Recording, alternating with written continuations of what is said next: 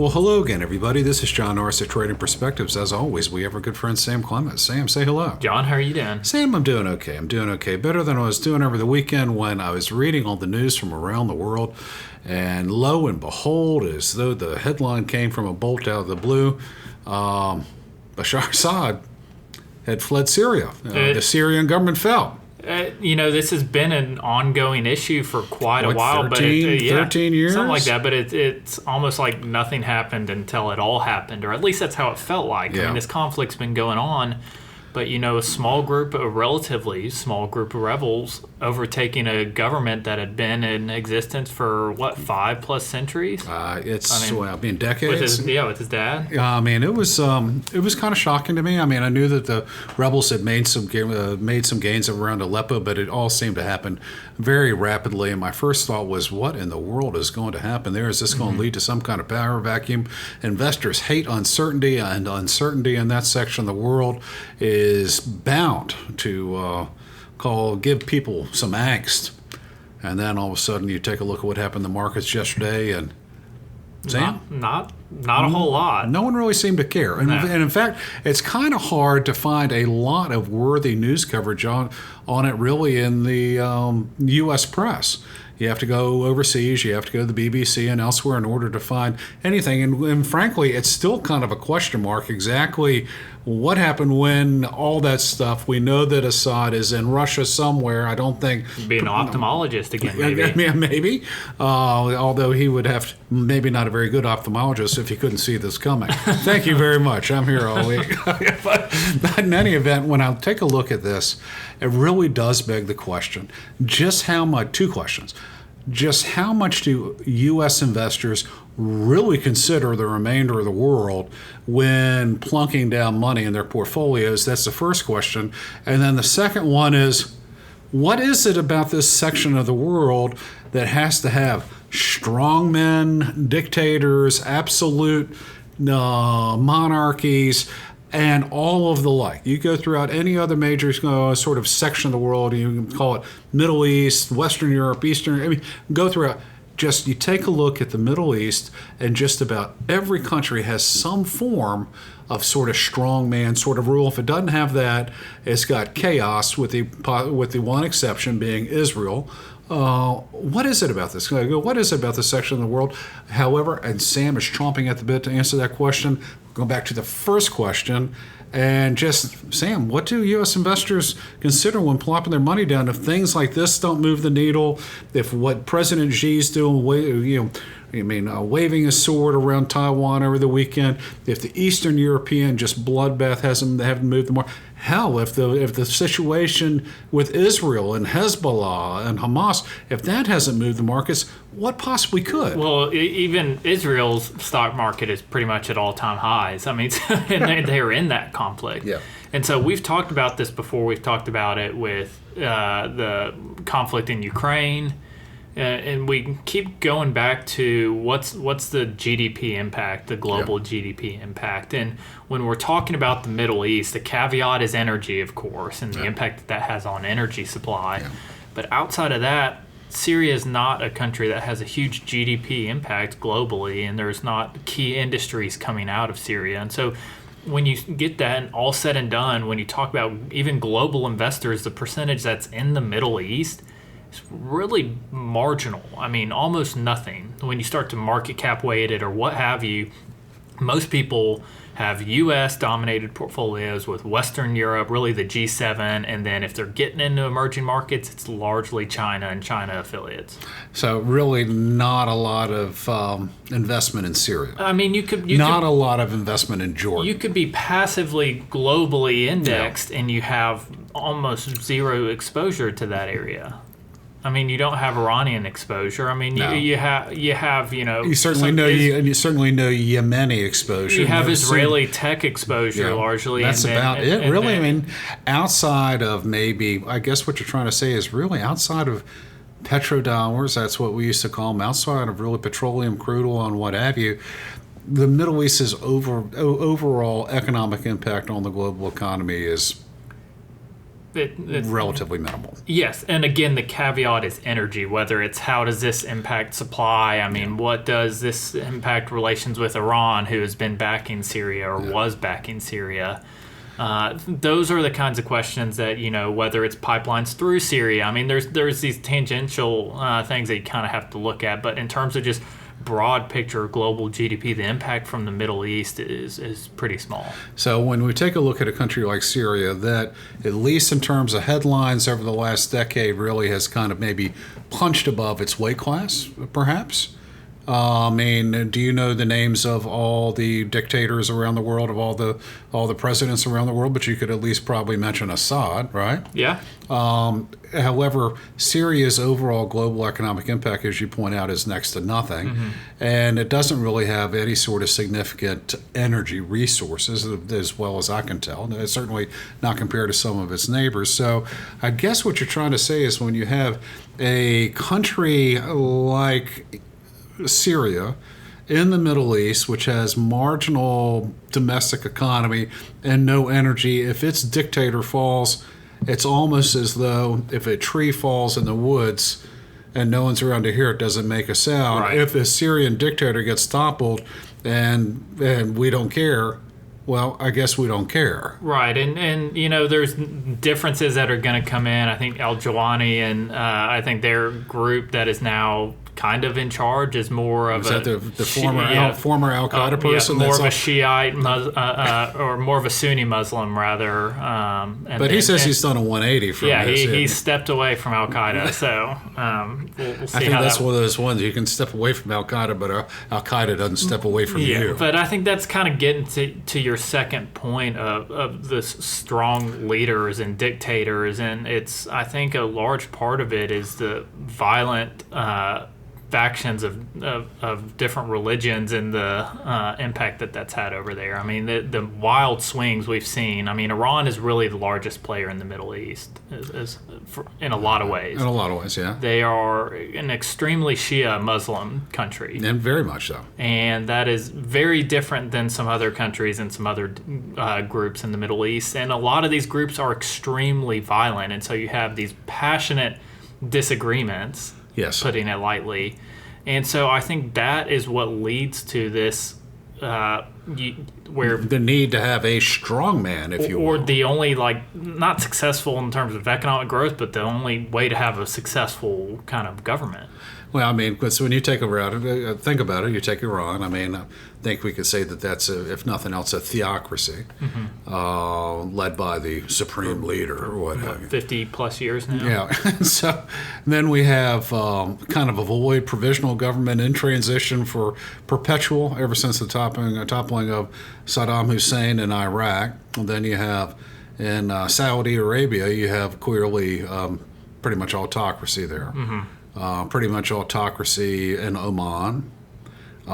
In transition, I guess you could call it in Yemen. Dictator in Turkey. Dictator in Turkey, and then you have Kuwait, as well as Bahrain and Qatar, that are all pretty much very strong monarchies. UAE, listen, commoners don't rule there either. So when you kind of take a look at this whole section, Jordan has a very strong king. It's not quite autocracy, but it's pretty close to it. You either have a strong man, strong king, or something where you have just absolute hell to pay, just almost no government. You see that in Sudan. In Egypt, they've had a strong man forever. I mean, who knows what this guy's going to be now? In Tripoli and Libya, it's fallen apart. Algeria, same people are kind of running it there. They've made some promises in 2012. Yeah. But it's still the same folks. Tunisia, Ben Ali got ousted out, but who knows what's behind door number 2. Morocco still has a strong king. When you take a look at all of it, and you still have, these are largely from the outside looking in. This is what I find kind of comical about it, because you have these strong men that are trying to hold these people together to keep them from killing each other. However, for Westerners, it seems like so much denominational differences.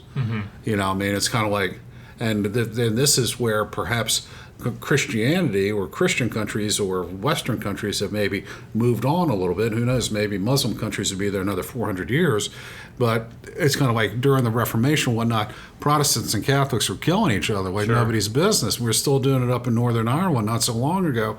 Now it just seems kind of silly. And to the outside world, you could probably explain the differences between Shia, Islam, and Sunni, and I probably wouldn't get it. And yet, here you have these enormous sections of the world where they're fighting tooth and nail, really killing each other, strong bloodshed over these things that to the outside world might just seem like you're arguing over semantics. The largest disagreements on the lineage after Muhammad. Yes. So to outsiders, that probably doesn't sound like as big of a deal. And again, I'm saying to outsiders. Listen, I was predestined to be a Presbyterian, so to me, I'm like, but it's else. a passionate. It's a pretty much the deal. dividing issue that has led to hundreds of thousands of lives lost. And so you have to have a strong sort of head of government kind of hoisting up not just the flag but then also the sword in order to ensure that their version of Islam is enforced. I think you said it earlier in a way that I think makes sense, and that's holding it together. I think is the term that makes sense. If I'm not mistaken, the Assads were Druze or D-R-U-Z-E, Druze, yeah. Which it's all great to me. I can't really figure that out. There you go. But you were saying you want to say something about the Sunnis and Shias, and you're staring at me blankly right now. Oh no! But this is something we're not on the edge of kind of laying down arms and fixing differences. So this is something that, again, I mean, you mentioned all the power players across the Middle East, and again, the GDP impact isn't that significant, but the global affairs, I mean, we saw it slightly with inflation after Russia with the energy production coming out of there. It's massively more so what's coming out of the Middle East and the reliance on oil coming out of the Middle East. So you can't discount it entirely. It's hard to not, when you look at the members and the seats at the table for OPEC or OPEC Plus, to not see that there's a ton of importance that comes out of the Middle East, especially to the essentially most of the world that is not energy independent. Yeah. There are very few countries that are fully energy independent that are players in the global economy. This then begs for the question, and if the United States could ever get to true energy independence, just simply doesn't have to count on the remainder of the world for any of it, can we forget about dealing with the Middle East? Or is that just because it's still so much energy and so important to the remainder of the world and the smooth function of the global economy, we're always going to have some interest there? Well, I think part of that is our globalist policies, that we are not just going out there to serve our own interests. I mean, if we do get to energy independence, does that mean we are no longer going to be concerned about global energy affairs? I don't think we ever get to that point. I mean, I think we've swung a little bit from, hey, we need to worry a little bit less about what's happening in other countries to more making sure what's happening in our own country is going in the right direction. Yeah. But I don't think we get to a point where we say we're fully independent. Do what you want to do. We don't care. I just can't envision us ever getting to that point, especially with global trade and our trade partners and NATO allies that are still significantly reliant. And that would take us. I mean, we are energy independent in the sense that we produce enough, but we basically don't consume our own oil. No. We export the light sweet stuff that doesn't require any refining, and we import all that sludge from the Yucatan and from the Orinoco Basin to Canada. A degree, and from Canada, because for so many years when we weren't producing enough, that's what our refineries end up in any event. Yeah. So if you go back and take a look at history, and you were mentioning how everyone just kind of yawned. It was a countrywide yawn about Syria's government falling over the weekend. I couldn't even read about it. I mean, it was hard to find. I mean, I found more news about Alabama not making the college football playoff than I found out about Assad fleeing the country. But so not a lot of news right there.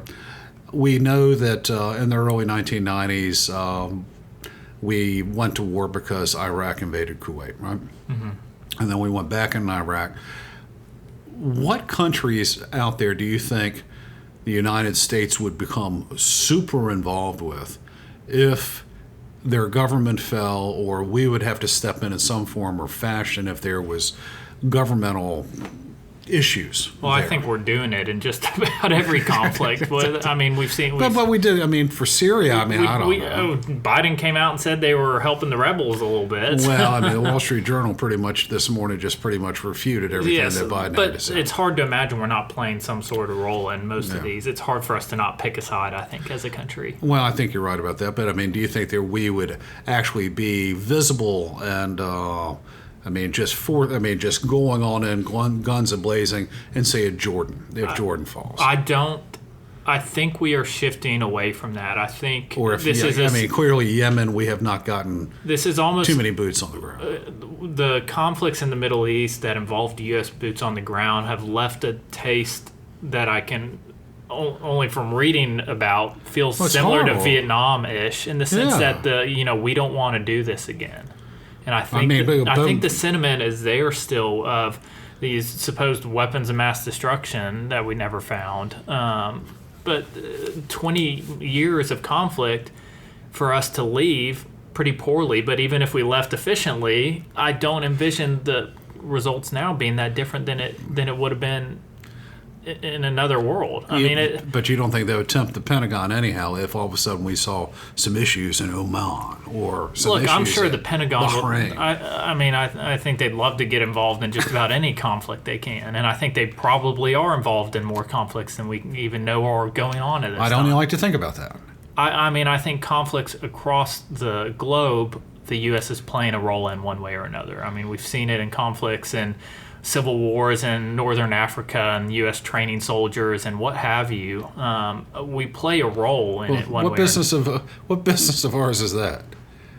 Well, it's again, we've talked about it. It's a tough question to answer of what the role is of the world's global superpower in humanitarian rights, and what is our role if there is, genocide going on. I mean, it's hard to say we shouldn't play a role in it. But what that role genocide?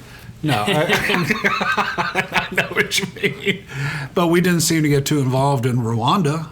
We didn't seem to get too involved in the Congo. Mm-hmm. We don't got seem involved to in Somalia. Yeah, we got involved in. Yeah, we haven't gotten too involved in Myanmar, from what I can tell. So I think we've come across as maybe a little bit, hypocritical in a lot of stuff. If not that, then maybe we're a little bit too selective. However, we have veered off dramatically from the first two points. That is, why do investors care, and then why does this section of the world need to have a strongman? And going back to the first one, then we're going to start wrapping things up. Can you envision, outside of maybe one of the major energy producing states like a Saudi Arabia collapsing or something like that, what countries out there do you think would absolutely kind of jolt the U.S. investor if something dramatic were to happen, their country were to implode? Well, Taiwan, I know that's getting away from the Middle East. Yeah. I think is one that we've talked about, and it's kind of like it feels like something's going to happen at some point. We just don't know when. Israel always is going to have an impact. One, just being the only democracy in the region. Two, our closest, if not one of our closest allies. Iran, I think, is one that would play a significant role due to the fact that we know they have nuclear weapons or close to nuclear weapons. That unknown risk of geopolitical escalation, I think, is the biggest jolt that the investment markets could have from the Middle East. No. I mean, we've seen it with countries that feel like they're backed into a corner and what happens to them or what they do, their reactions to that. What about like a fall of the Kim regime in Pyongyang? I mean, again, it depends what China and largely Russia are going to do in response to that, if anything. But, there was a story of Putin once saying when he was a little boy that he saw a rat in a corner and the rat jumped up and bit him and almost killed him by making him bleed out. He goes, I dreamed of the day of being that rat one day, being backed into the corner and attacking and fighting my way out. And so that's the concern from these countries, is when they do start to collapse. These countries that Russia has the most or second most, depending on the actual numbers of nuclear warheads. What happens if the Russian regime starts to collapse? What happens if the Iranian theocracy starts to collapse? That's the concern to me. I mean, Russia, we've seen their economy is a classic wartime economy right now, with inflation and what's happening with rates and everything over there, but it hasn't impacted us. No.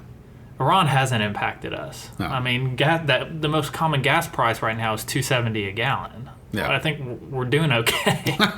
So it's that tail risk concern that I think is the biggest possible impact on global markets. So could you make the argument that for as globalized as the economy actually is, the U.S. is somehow immunized?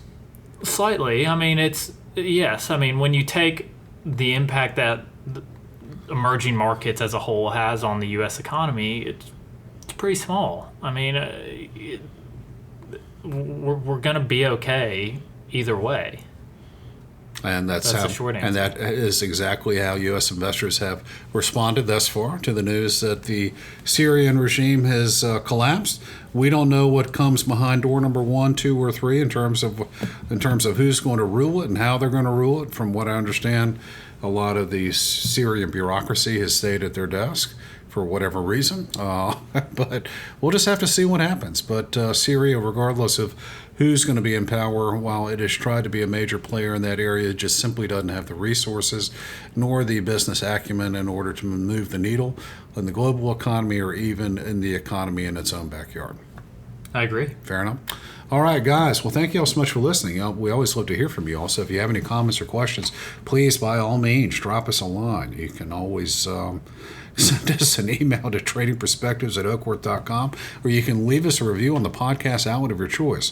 Of course, if you're interested in reading more or hearing more of what we got to say or how we think, you can always go to oakworth.com, take a look underneath the Thought Leadership tab, and find links to all kinds of exciting information, including previous Trading Perspectives podcasts, links to our blog/newsletter Common Sense, links to our quarterly analysis called Macro and Market, as well as other thought leadership pieces by the Advisory Services Group led by Mac Frazier, amongst other associates here at Oakworth Capital Bank. That being said, Sam, you got anything else to add? That's all I've got. That's all I've got today, too. Y'all take care.